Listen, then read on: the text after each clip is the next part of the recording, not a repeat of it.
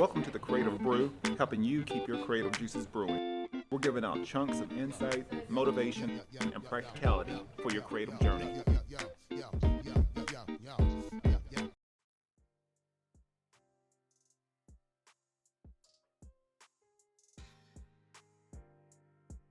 If you're a creator, athlete, or entrepreneur, luck can only get you so far.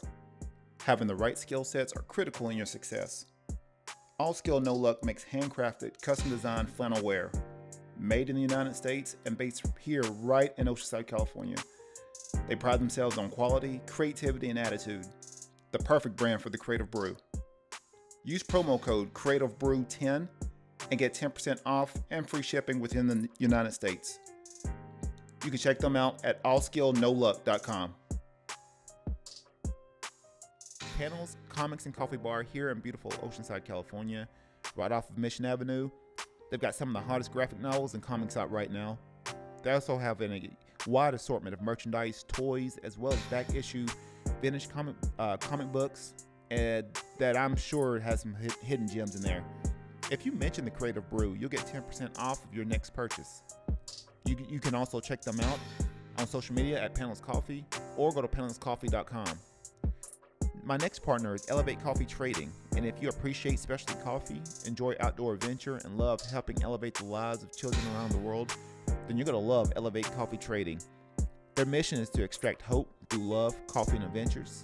There's free shipping in the United States, and every bag of coffee helps sponsor health and education for children in coffee-producing countries and in areas of need in the United States. You can use promo code ELEVATE21 on your next order, and you can follow their journey on social media at Elevate Coffee Trading. Or you can visit online at elevatecoffeetrading.com, and let's start extracting hope together. Couple Pod is a boutique video and audio production studio based in Oceanside, California.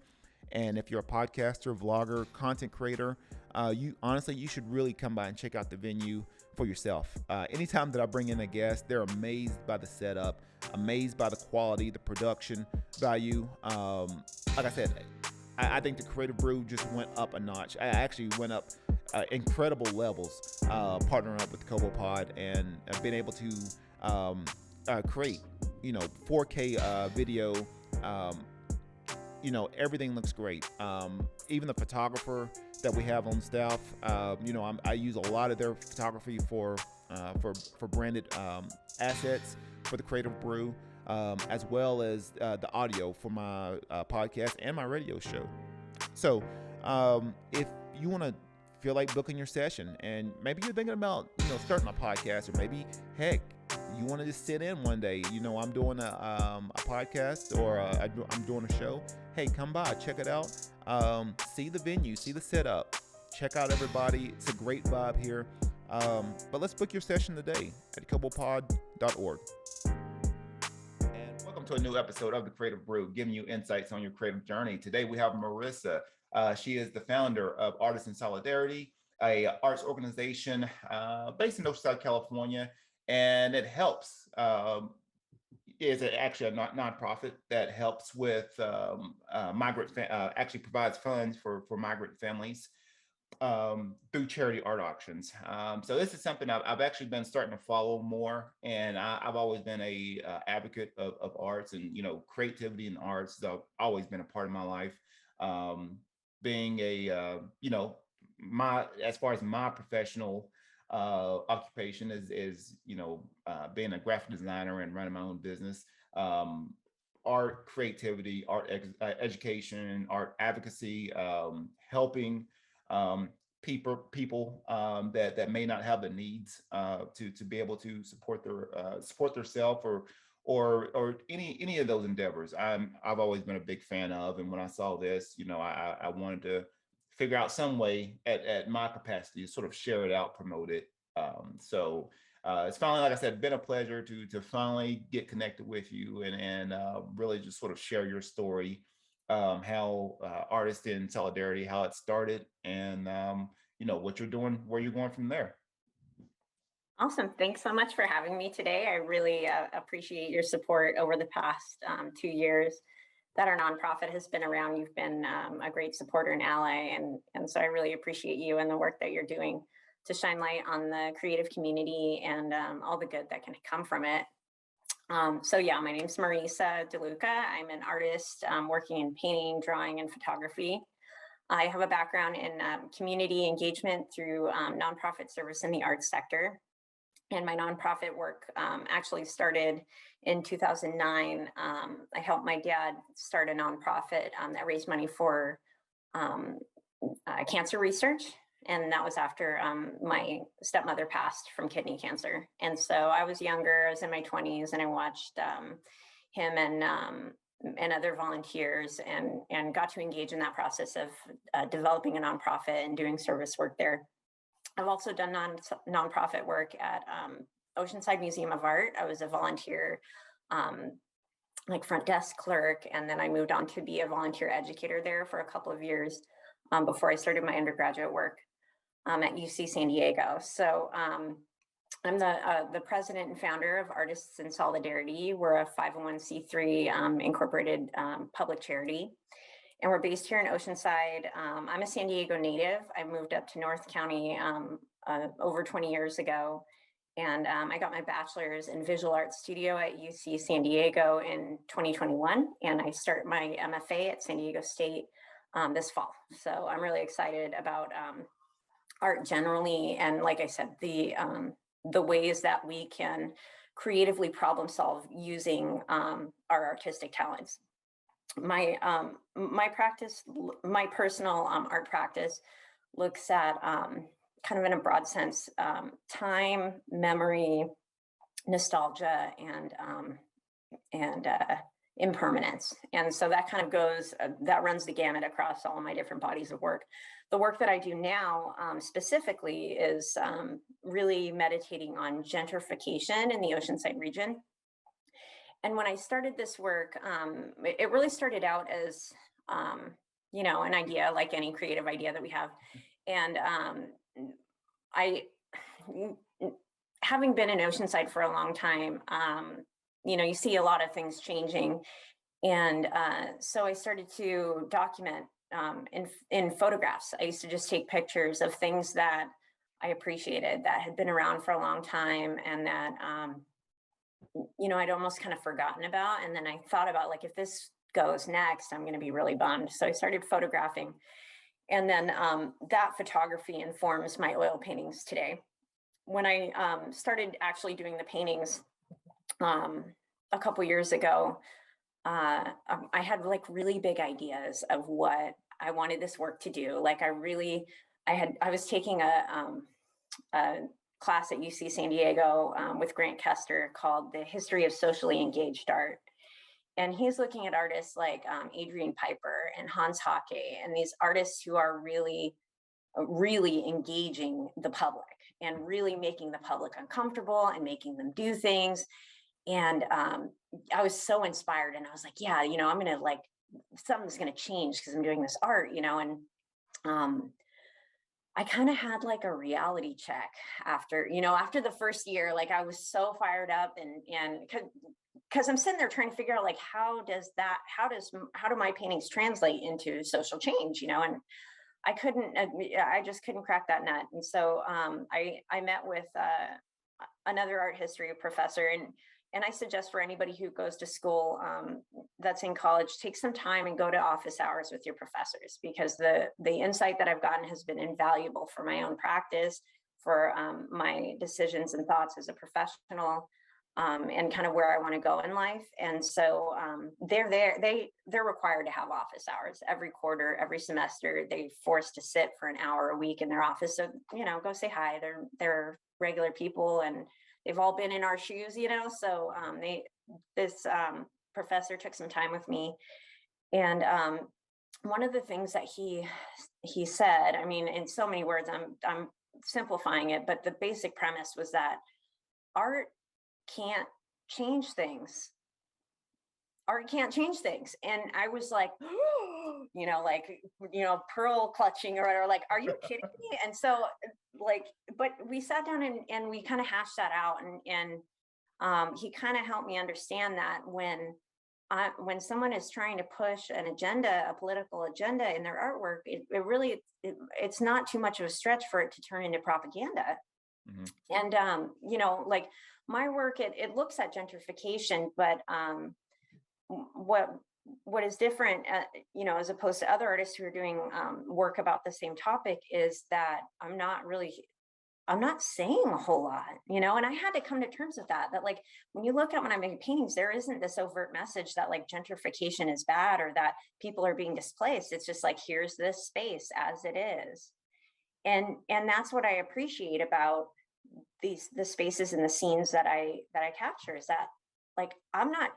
I had to get real with myself and say, you know what, like I'm not trying to change anything with this. Like I'm doing this for me, and it was really became about like I'm trying to take the power back for myself because this building is going to be torn down Hmm. when the developer comes and they want to build another hotel. Like it's going to be gone. I can't unless I chain myself to the building, which even then, it's this the building's still going to come down. So I had to get real with myself that like it was more about me coming to terms with the changes in my community and the families being displaced, and that like all that is well and good for my practice as an artist, but for my conscience and how I feel about what's happening to various vulnerable communities, I knew that like more action had to happen. And so during 2020, it was like, this really scary time. And I mean, I thought the world was coming to an end.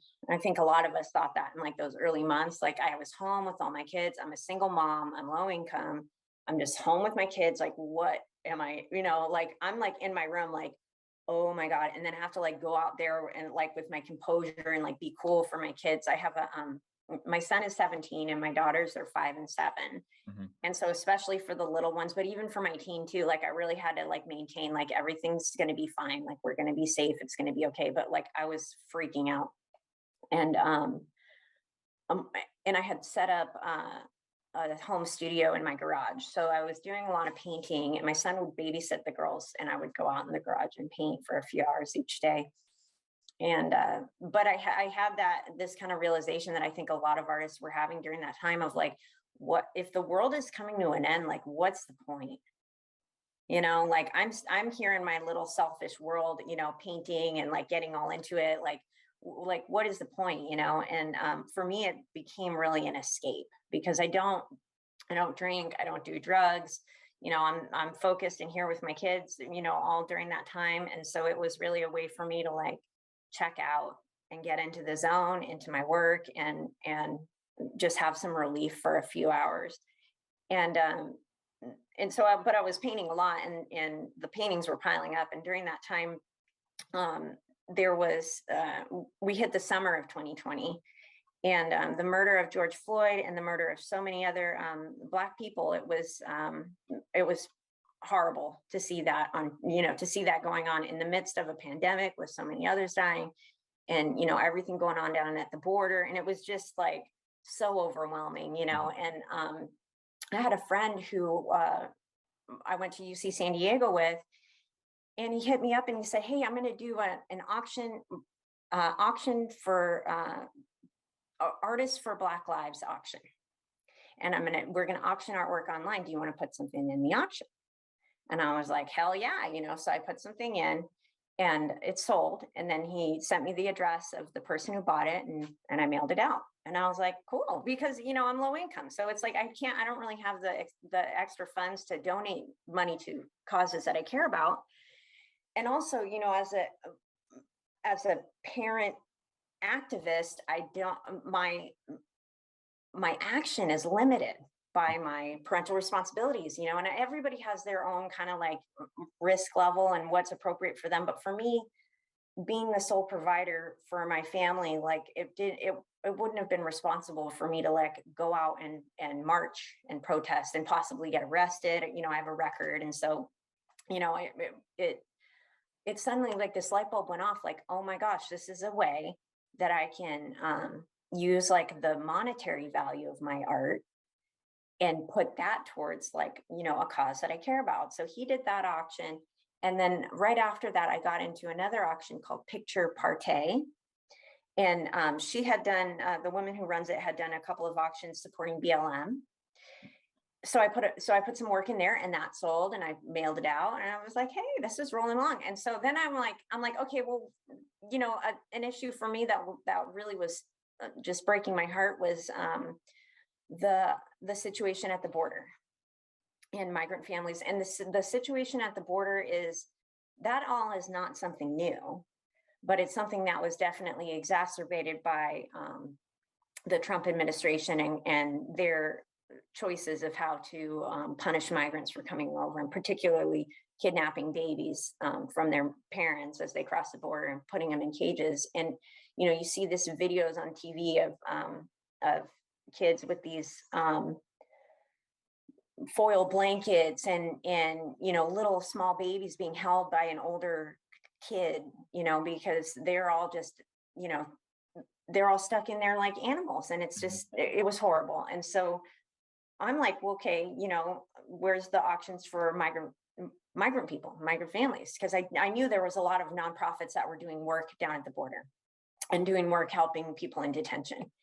And I couldn't find any. And so I said, well, how about I do an auction? My friend did an auction, and then that went well. Yeah. So how about I do an auction? So I hit him up, and the auction that he did was so professional. Like, it looked like front facing, it looked like he had his own website for this auction. You put in your credit card, they mail you the art that you bid on, So I asked him how he did it, and he turned me on to a platform called betterworld.org. And their platform does free hosting for nonprofit auctions, raffles, other fundraising activities. They have it all. It's streamlined. They have it all set up where you plug in your images, your information, the prices, how long you want the auction to be. They're connected to a payment processor called Stripe that you connect your bank account to. And so it's really this like whole seamless thing. And you come to the end of it, and Better World doesn't charge you to use their service, but the credit card processor charges a fee, like, any credit card processor. So he told me about that. And then I asked the woman who run Picture Party. I'm big on like talking to people about their experiences. Like, it's important for me to hear other people's experiences and gain insight in that way. So I also talked to the woman who ran Picture Party, and she was very helpful and very kind, and told me her experience. They do like a live auction on Zoom, which seemed a little bit more than I could handle. Mm-hmm. So I went with the Better World because it's kind of, the Better World is like a silent auction, just online. Like, it's kind of like eBay. Like, you just go in and plug in like how much you want to bid on something. And so I wanted to do this, but at the same time, I'm white. I'm Italian American, and so while there is a history, generations back of injustice towards Italian immigrants, it's in the past, and so that's not my experience personally. And I needed to find out more about what it meant to be a white ally in this, in this social justice movement. And so I spoke to another professor who was so like I think that's my big advice for anybody watching, like creative advice. See someone who they have what you want and what they're doing, and go ask them about it and get their insight. And so I had this other professor who, in addition to being a professor, she was also she also ran a bookstore that featured Black artists or Black authors. Mm-hmm. And she was white. And so I met with her in office hours, and I asked her about that. I said, what does it mean to be a white ally? And what does it mean to be successful as a white ally? And she said that there were a couple of important pieces of advice that she gave me. She said, number one, when you do this work, it's not about you. It's not about, look at what I did. It's about that group and what they're going through, and the suffering that they face, and the challenges they face, and what can your organization do to support the people who need it. And so that was an important like guiding light for me as far as promoting the auction. And I mean, we did all our promotions on Instagram, and so I keep it very separate. I have my Instagram that is like my art and me and my stuff, and then I have the Artists in Solidarity Instagram, which is just that. It's just the organization, it's just the auction. And any of our, I mean, I'll feature artists who have donated to the auction and participate in the auction, but by and large, it's my focus there is about the issues surrounding migration in the United States, particularly at the border.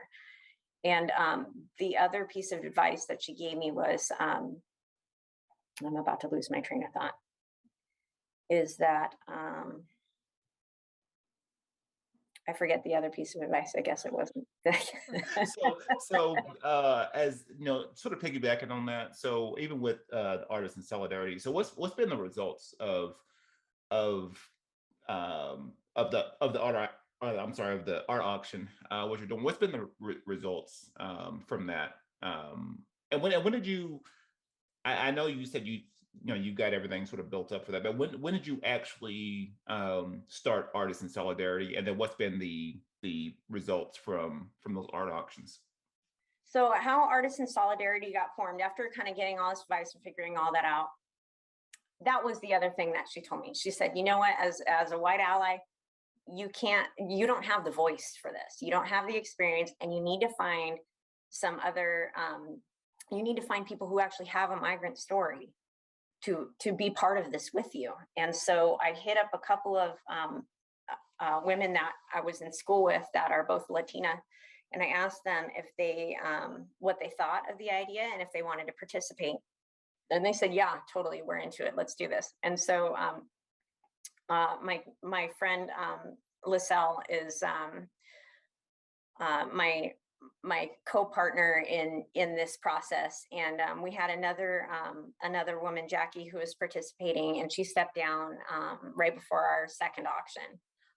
But the three of us, we got together and we became an association first. There's kind of like different definitions of like nonprofit work. And so we became an association first, and we formed in the summer of 2020. So this all was like pretty rapid fire. It was like, I want to do this. Yeah, let's do this. Okay, now we're doing this. And so we had our first auction in August of 2020, and we opened an artist call, and we met ahead of time, and we said, like, how do we want to do this with the artist call? And the idea was like, we're just going to put it out there. We'll put it out on Instagram. We'll share it to all our friends and their friends and their friends, and we'll take whatever art we can get, because we don't know we don't know what kind of response we're going to get. So we kept our expectations low. We said we're just going to take everything. We ended up getting like over 200 pieces of art.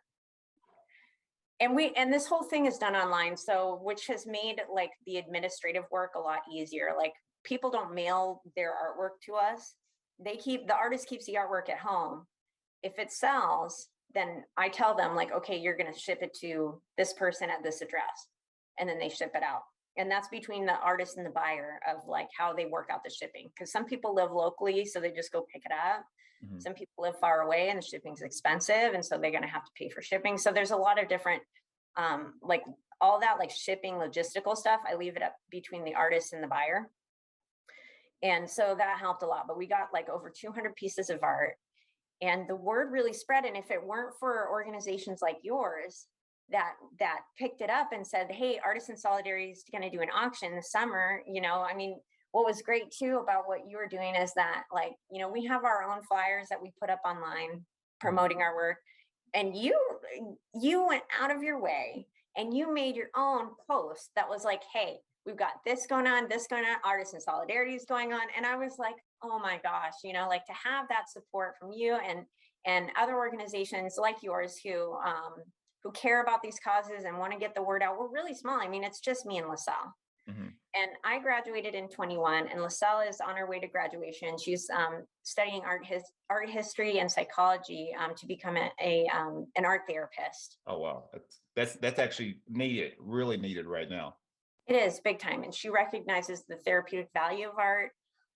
She's half Guatemalan and half Mexican, And so our logo, the Artisan Solidarity logo with the bird with the long tail, that's actually the national bird of Guatemala. Oh, And cool. it's kind of like a symbol of hope. And so she shot that idea out there and we're like, yeah, let's do it. There was another, like a graphic artist who had donated to our auction, who we asked her if she'd do our logo. She did our logo for free. And so like when I think about, you know, the results of like our auctions and the results of the work that we've done in 2020, we raised $5,394. That was our first year. And it was like, oh my God, we were watching the number go up and up and up. I was just like, oh my God. And so when you're doing fundraising, if you hit $5,000 in a year, then you have to incorporate, or you can be liable for the taxes on that money. So you have to like get that money to be exempt. Yeah. And so as we were watching, and I knew that ahead of time, like I went into it, like I researched, and I want to say too, if you want to start a nonprofit, you don't need LegalZoom, you don't need to pay a lawyer, you just need to be willing to take some time to do some research, and you can find the information that you need, you know, I mean, we filed all that paperwork on our own. And so yeah, so as that first auction was getting higher and higher, I was like, oh no, we're gonna have to incorporate. And so when we raised that money, when we started the auction, we said, okay, we chose 2 receiving organizations that are actually feet on the ground doing the work with migrants. They're doing legal services, and they're showing up at the detention centers, and they're helping family members get back in touch. They're giving rides to you know, from the border, and they're providing food, and they're doing food and water drops in the desert. And so we chose Border Angels, which is you know, local in San Diego County, as one of the receiving organizations. And then the other organization we chose that year was Raíces Texas. Mm-hmm. And they're based in Texas, and they're pretty big, but a lot of their work is legal based. So they're like hiring lawyers and helping people get their asylum claims and get bailed out of detention and stuff like that. So we incorporated it as a 501c3. And we started our Instagram account. Prior to that, it was like me and the other 2 girls who were running it. Like we were just promoting it from like our own accounts. Yeah. And so once it started to take off, so I was like, okay, we need our own Instagram. So we got our own Instagram. And then we had our second auction in 2021. And we kind of ran into we kind of had some conflict with one of the girls, Jackie. She ended up stepping down. And so it was just me and LaSalle. And that second auction, we ended up raising $5,281. So we did like just as well. I mean, it was, you know, a couple hundred shy from the first one, but we ended up, we donated that money to Al Otro Lado, Mm-hmm. which is another local organization that's doing work for migrant families, and then Minority Humanitarian Foundation. And they're best known for Al Otro Lado is doing like a lot of different things for migrant families, but the Minority Humanitarian Foundation, I believe they're in Lemon Grove, and one of the things that they're doing that I love is that they have like a little, like they set up like a little kind of like a free store. And so when migrant people come across the border, they pick them up at the border. You know, once they're able to like get across and get out of detention, they'll pick them up and bring them where they need to go. But first they go like, hey, do you need some like clothes and toiletries and stuff? And they take them to their little like store. They have like nice clothes and art on the wall. Like it looks like a cool thrift store. Like I see the pictures online. I'm like, I want to go shopping there. You know, so then everyone like they can't. It warms my heart to see the work that they're doing, and especially when you think about that treacherous journey that so many migrant families are facing. Because you know, I think a lot of people assume that migrant families coming through the border are Mexican, but there is a whole host of of countries and cultures where these families are coming from, and some of them are coming from way deep in the South. And so they're traveling, you know, thousands of miles to get up here, sometimes on foot and in really dangerous, treacherous conditions. A lot of times they've got young children with them. And then, you know, they get here and it's just, I cannot even fathom what that looks like. So for them to finally be able to get over here and to to have these organizations like Minority Humanitarian Foundation who pull up in a nice cozy van, give them some nice clothes, take them to their family member who's been missing them and waiting for them. I wish we could see that same kind of welcome, the open arms from the United States government, but I know we're not going to have it. And so what is vital, I believe, in whatever social justice movement we're looking at is that the nonprofits and the grassroots organizations who are doing the real footwork on the ground are supported in any way that we can. I think that's the way that we get change done. And for me as an artist, my oil paintings aren't going to create change, but if I can convert those art objects into cash that goes to one of these organizations, then I'm more than happy to do it. And so we have we got a website after that second year. We realized in that second year that all this money that we raised, we need to reserve some of it for our expenses, like our bank account. And we wanted to get a PO box, and we had all these filing fees that we ended up that first year, we paid everything ourselves out of pocket. And then, so for the auction, that second auction, it was okay, we need to pay ourselves back for those, what we loaned to the organization to do all the filing fees and the bank account fees and stuff. And then we need to reserve for the next year. Okay, bank account's going to cost, it's $12 a month. So 12 times 12, we got to put that for next year. So that's rolling. And then we weren't sure if we were going to do a PO box yet. And so I did a small fundraiser, and we were able to raise about half the money for the PO box. So we just got that. And now we have our next auction is planned for the end of July. Mm-hmm. We're doing it a little early. We usually do it in August, but I'm starting school in August, and so we've pushed it up to July. So we're going to have an artist call that's going to open. Like I said, all of our promotion is on Instagram, and so that artist call is going to be primarily found on Instagram. Our Instagram is Artists in Solidarity Official. Our website is artistsinsolidarity.com. Okay. And now, as far as the art auction, this is open to anybody? I mean, I know we obviously got our local artists, but this is an open call for anyone nationwide to connect. Okay, cool. Internationally. I mean, we had I think it was on our first auction, we had an artist from France. Oh, wow.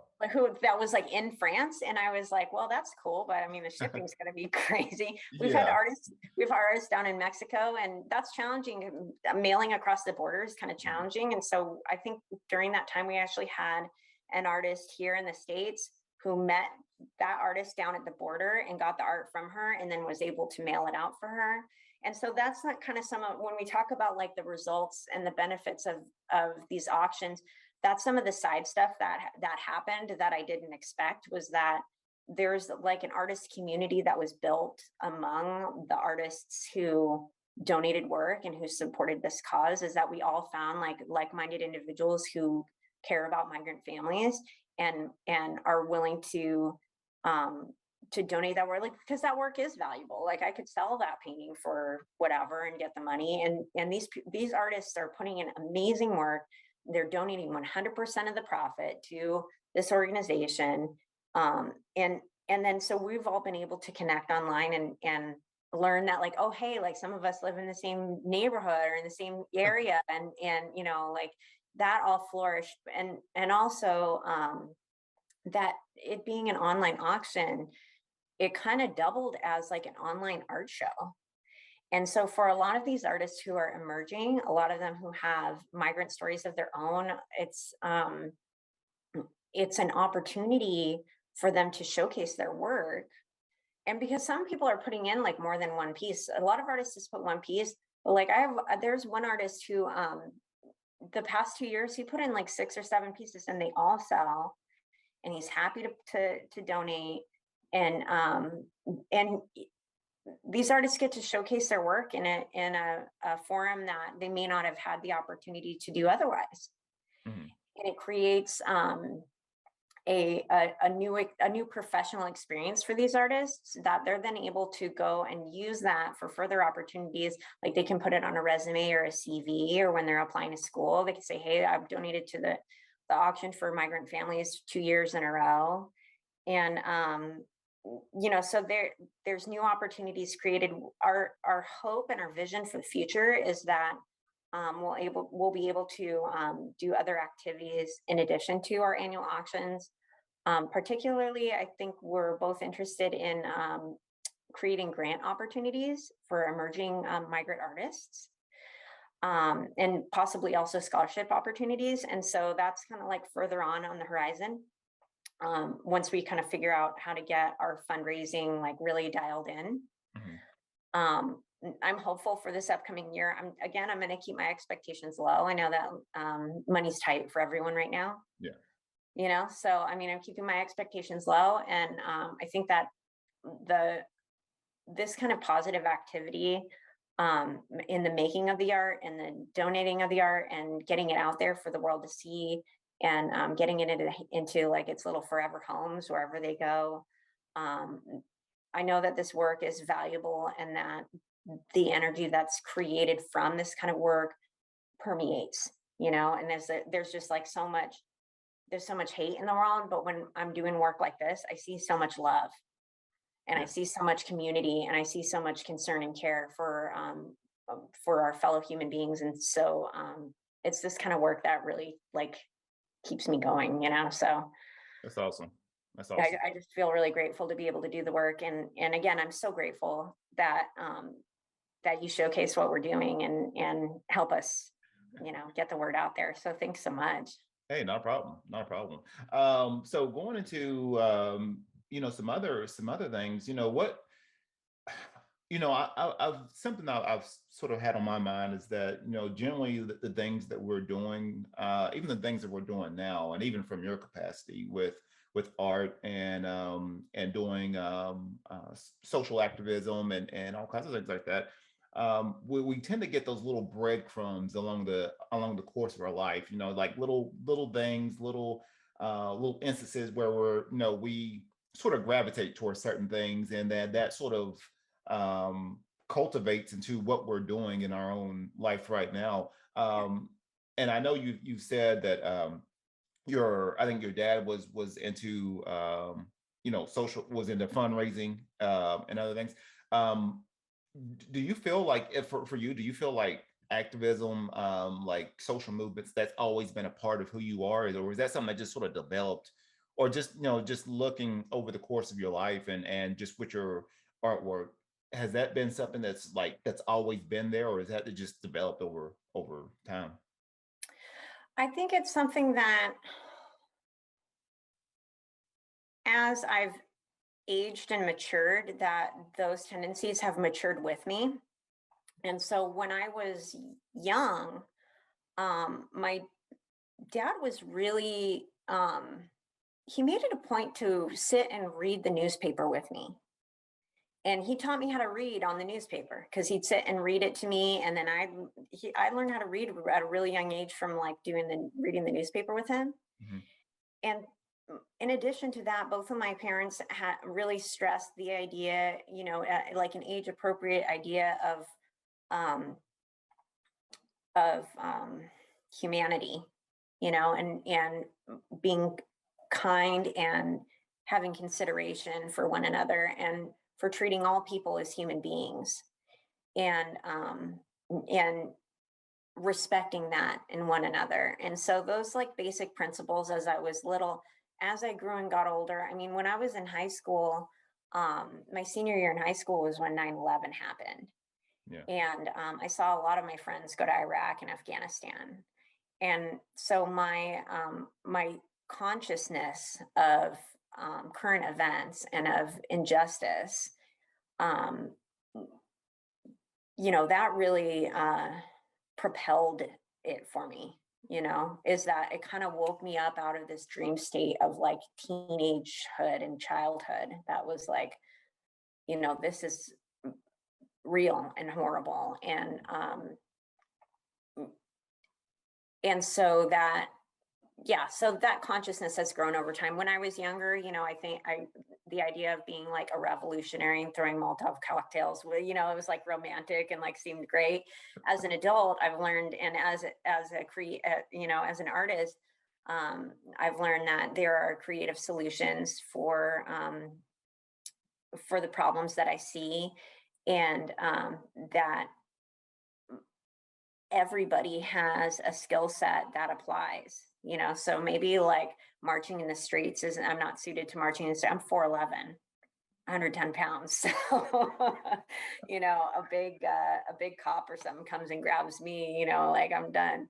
I'm not going to be able to fight. So, but what am I good at? Okay, I'm good at painting. I'm good at doing stuff on the computer. I'm good at promoting stuff on the internet. The girl who made our logo, she's good at making logos, and so she was able to help during in that way. LaSalle is really good at social media engagement and advertising, and so she brings that skill set to the table. And so it's whatever you're good at. Some people are good at speaking. Some people are good at writing music. Some people are good at I don't know, spiritual stuff or whatever. There's a whole rainbow of skills that are needed in these grassroots organizations. And so it was always kind of like serendipitous that I ended up getting involved in nonprofits. And over time, I was like, whoa, like I've done a lot of nonprofit where like you kind of don't think about it. Like you're just going through and doing, excuse me, I do this work with Artists in Solidarity. And then I also volunteer for a nonprofit roller hockey league in Oceanside that my two of my kids are in the league, and so I volunteer for that league too, and that's a nonprofit. And so there's something about my brain. I think like there's something wrong with me where if I'm doing work for a wage, I can't stand it. I don't care if it's like eating cotton candy. Like if they're like, you have to be here for 6 hours and eat cotton candy and we're going to pay you for it. It's like, fuck, I don't want to be here. But if it's like nonprofit, if it's service work, I will work a 12-hour shift, no pay, and like be happy about it. And there's something, it's just crazy. Even like I work as a freelance painter.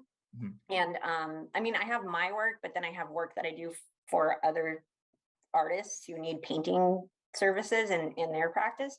And like when I'm painting at home and it's just me and I'm not trying to sell it and I'm not worried about it, like I'm just having fun. And then it's when I go in there and it's like, you're getting paid for this and you have to be here, it's like, fine. It's still fun, it's painting, but there's I don't know what it is. I just hey, people just wired differently. I don't know. Right. For some people getting paid is like a big incentive.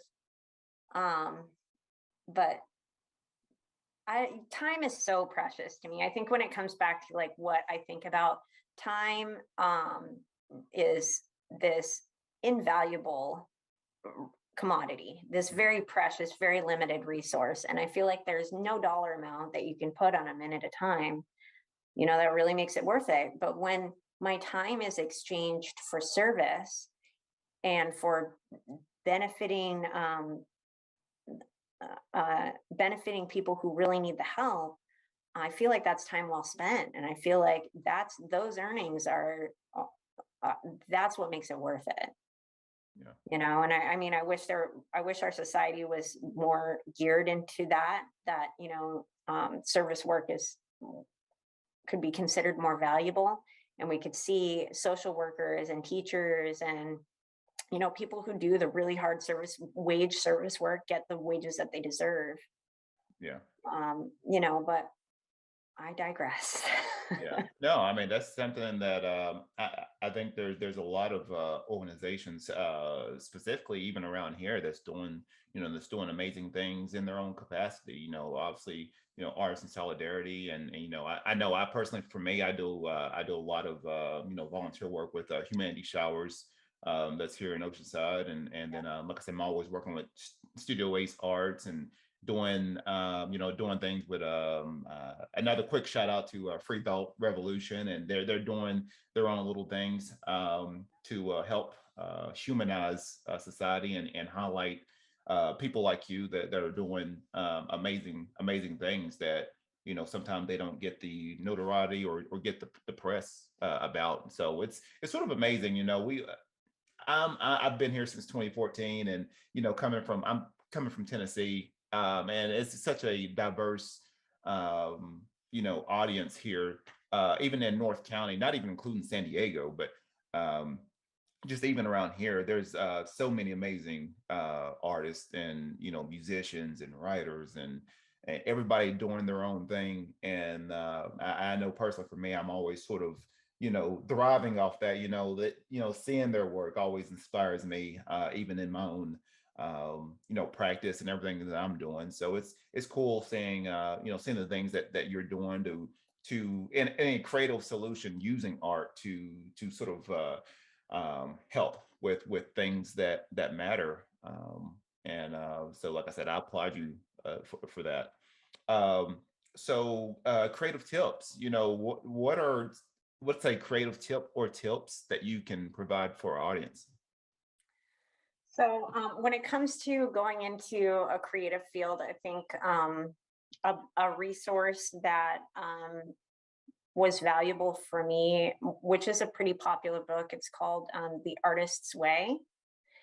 And that book really helps, I think, with the inner doubter that every creative has, that I believe stems from society's focus on career paths that are not creative. And kind of being told, I mean, my experience was I was told from a young age that art is a hobby, that it's not a real job, that you shouldn't get an arts degree, and all that is a bunch of BS. Yep. And it really wasn't until I went to art school and I met other creatives who were working as artists, who and in art fields, who were that example that I needed to see. I needed to see fellow artists who were actually working and making money and making a living on art, in art related fields. And that's where the encouragement is in art school. Um, so, some way to deal with that inner doubter connected to that. If you don't want to read that book, um, it's kind of cheesy. Like there's a lot of like assignments and stuff. Like there's a lot I don't like about that book, but it talks about the inner doubter and how to deal with that, and how every human being is born with this innate desire to create, and people create different things. Someone who loves electronics, like they may create a little like computer motherboard or whatever electronic people make, but that's like their creation. And a painter, they want to paint, and that's their creation. Or I don't know, if you want to make a safe space for teens to come in and talk, about mental health issues, so that's your creation. So everybody, creative, it's not like, oh, you're a painter or you draw pictures. Like creative is like you create stuff. And so to recognize that there's a certain, I believe in like a higher power, God, universe, whatever. And so what that book talks about, and what I believe too, is that that the creative spark in every human being is a little piece of the divine. And that the way each person is born unique, each person has that unique spark, that to make that thing in a certain way that nobody else would be able to make it. Mhm. And so you are the hands of the divine here on earth, bringing that thing into existence, whatever that thing is. And that is valuable for the greater picture of all of this. And so believing in that in yourself. But if you're not going to read that book, the one thing that it does say in there that I love is it suggests writing she calls it morning pages. And what you do is every morning before you, or like right when you first wake up, you get your journal and you write 3 pages of anything. It doesn't matter. You don't reread it. No one is going to read it. And if you can't think of anything to write, then you just write, I can't think of anything to write, over and over again until you think of something to write.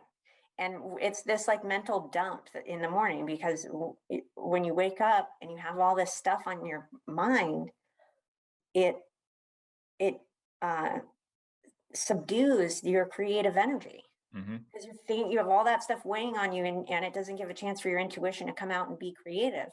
So if you can dump all that stuff, you just write it all down, close a journal. I've been doing it for like 2 years. I don't read any of it. I don't go back and read it. I write it, I slam it shut, I put it away, I take it out tomorrow, and I do the same thing. And that has been incredibly valuable for my own creative practice. I mean, the whole time that I've been doing this morning pages thing, I've been creating, like I haven't taken a break. I haven't taken a break because of like creative block, so it helps to relieve those creative blockages. Also, I think for creatives that are working like in visual fields, like visual artists, there are certain fields where like it's important to stay on top of current trends and events, especially like I think in like digital marketing, like digital art. That's important because it's like you want to be on the cutting edge of like the next big thing. But at least for me as a painter, and I think with some of the other more traditional like visual arts forms, is that limiting your online consumption of artists online. And it's hard because I have a lot of artist friends and I want to support them. And there's a lot of galleries that I love and I want to support them and I want to give them all the likes and high fives online. But it's important for me to keep like my vision and my intuition pure and like as my own, and not absorb too much of like what the trend is in painting right now. And so I have to limit that stuff. So there was a quote that I heard. Oh God, what was his name? He was in the Black Panther Party in the 60s, and he said that theory's cool, but theory without practice ain't shit. Yeah. And I love that because it's like it's exactly what it is that you got to get out there and practice whatever it is you're doing, whatever creative thing that you do. If you're just talking about it and you're just writing about it and you're not a writer and if you're just like theorizing, like that's all it's ever going to be. Yeah, and we got there's a lot of people like that. There are, yeah. Hey, and I've been guilty of it in the past, and what helped me was I had a professor at UC San Diego who had an incredible work ethic. She was a painter and she had an incredible work ethic. And she was like, are you out there? Are you out in the studio? Did you get in the studio today? How many hours a week are you in the studio? And I was like, oh shit, I need to work, And so having that kind of fire under my butt of, of watching an example, like there's something about others' examples for me that really helps me as far as like personal development, in that respect. When I see an artist like that who's working hard and she's getting out there every day, like I went out in the studio yesterday, it was cold out, it was cloudy, I wanted to be inside, and like I got in the studio an hour later than I normally do. Mm-hmm. But I got out there and I gave myself a little pat on the back for it. And like I didn't want to be out there and it was hard and I pushed through. And when we pushed through those hard times of not wanting to work, that's when I think like the gains are the biggest. And it's kind of like exercising or working out. It's like those really hard workout days that's where your biggest gains are going to come from. Mm-hmm. And I think it's the same with creative practice, is that like, we get so caught up in like the momentary, like little things like, oh, I painted this shadow and it just doesn't look quite right. But when I look at the big picture of years of practice and painting hundreds of shadows and where that takes me in, on down the line, my eye is developed and my intuition becomes developed and those things become easier and easier. And then I'm on to the next challenge. Mm-hmm.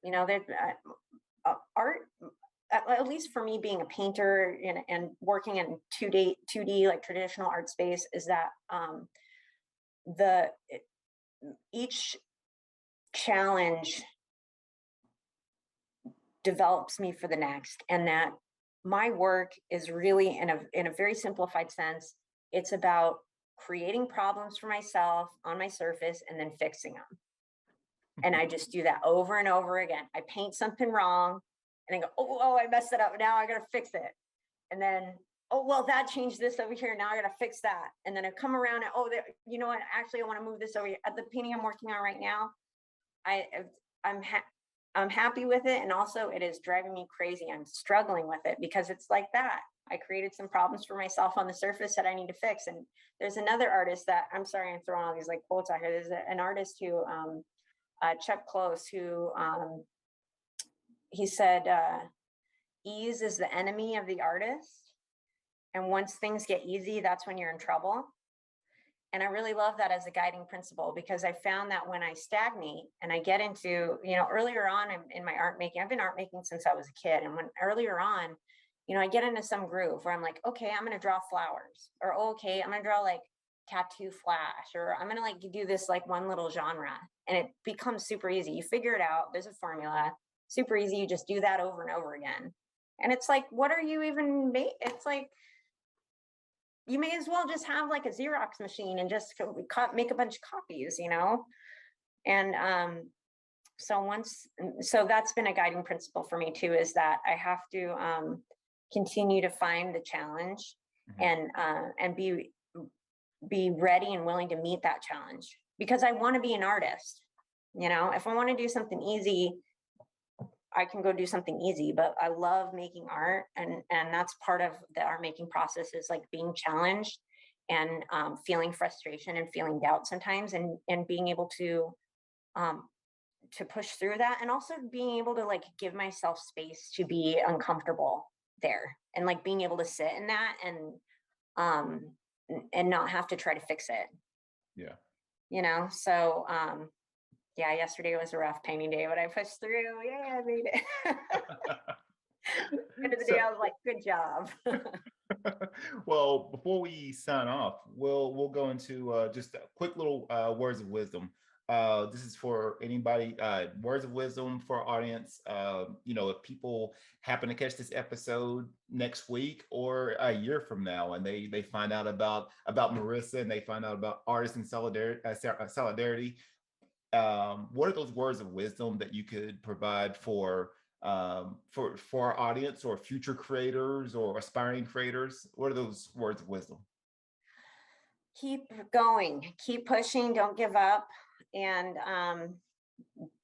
don't talk yourself out of your creative practice based on traditional stereotypes and definitions of what creativity is. I like that. That's yeah, very, very simple but profound. I like that. That's so how can, obviously, I know you've already said this before, but how can people reach out to you, connect with you?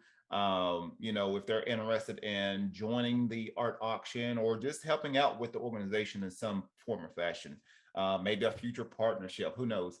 How can people reach out to you? Thanks so much for asking that. I have an Instagram account set up. It's Artists in Solidarity Official. We have a website also that is artistsinsolidarity.com.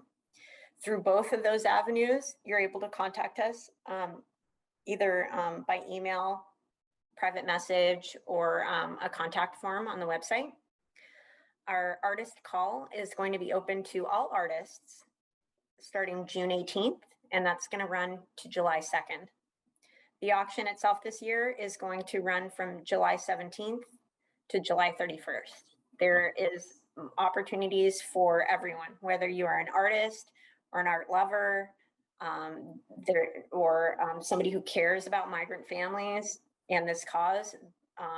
There's opportunity to show work, or to purchase work, or to just directly donate. We have a Venmo that is always open for donations, and I don't remember the handle on top, off the top of my head, but we have it on our Instagram. Okay. They always give you a weird one with like dashes and numbers. Yeah, no. I don't know what it is, but we have it on the Instagram, and my personal Instagram, or my art Instagram for my own artwork, and Lisselle's Instagram are both tagged on ours. So if you're interested in seeing my work, you can go there and find that. And what's great about the auction too is that there will be stuff that a lot of it is like set really affordably. And so, there are some things that you can get on there for $5, $10. You pay a couple bucks for shipping, and all of that really adds up. So I just want to thank you again for, shining light on this cause, and shining light on our organization. And also a shout out to all the artists and art lovers and supporters who have helped us out these past 2 years. It wouldn't have been possible without everyone. You know, it's kind of like this collective of all these people who care, all these people who are creative and want to help, and it's really been a collective effort. So thanks to everyone who watches this. Hey, that's awesome. That's great. Well, Marissa, thank you for coming on to the show. For anyone else, if you're interested in this will be available in podcast form. The full video will be on my YouTube page, and then the radio show will be on heliumradio.com, which is an internet radio partner of mine. That'll be, like I said, this show releases every Tuesday at 11 a.m. Pacific, 2 p.m. Eastern time. So that show will be on radio, video, and audio for anyone that wants to check out this. And then obviously snippets of this will be available on Instagram too, on our Creative Brew page. So if you're interested in either advertising for the show or just supporting the show in some form or fashion, you can go to www.buymeacoffee.com/The Creative Brew, and for a price of a cup of coffee, you can support this show or any of the past shows or future episodes. But I just wanted to put that out there. So if you want to help support the show in some form or fashion, please do so. Once again, this has been another great episode with me, with Marissa, and this is The Creative Brew. Be creative, stay inspired.